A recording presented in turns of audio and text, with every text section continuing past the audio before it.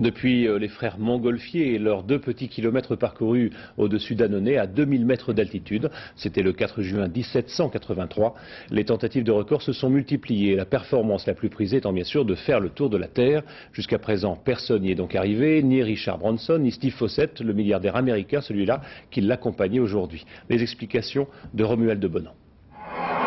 Ce ballon version usine à gaz peut paraître bien inquiétant pour un novice. Et pourtant, avec cette embarcation, le milliardaire texan Steve Fossett va mener en solitaire l'une des plus sérieuses tentatives de tour du monde.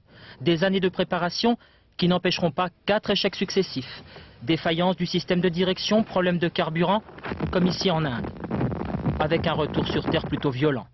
Lors du dernier essai, Fossett frôlera même la mort. Un orage de grêle éventre son ballon au-dessus du Pacifique.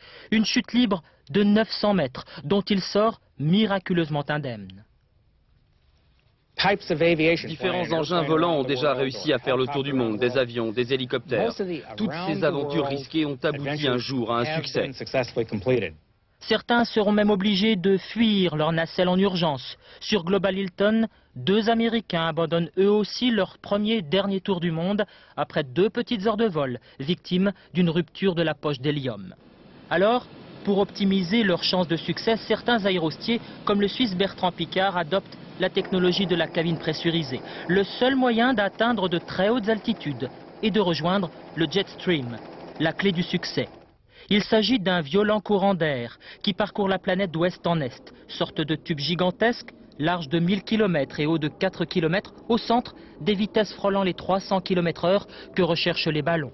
Seulement voilà, entre 7000 et 12 000 mètres d'altitude, cette autoroute du vent est discontinue. C'est justement entre ces cassures qu'il n'y a pas de vent. Donc il est important de suivre ce tube si on veut avancer vite à une altitude élevée, de suivre ce tube. Et lors des cassures, il faut passer par-dessus la cassure pour reprendre l'autre composante du jet. Et c'est justement dans une de ces cassures que le rêve de Richard Branson s'est brisé aujourd'hui. D'autres candidats n'attendaient que cela pour partir, comme ces Australiens qui doivent s'envoler à leur tour ce week-end.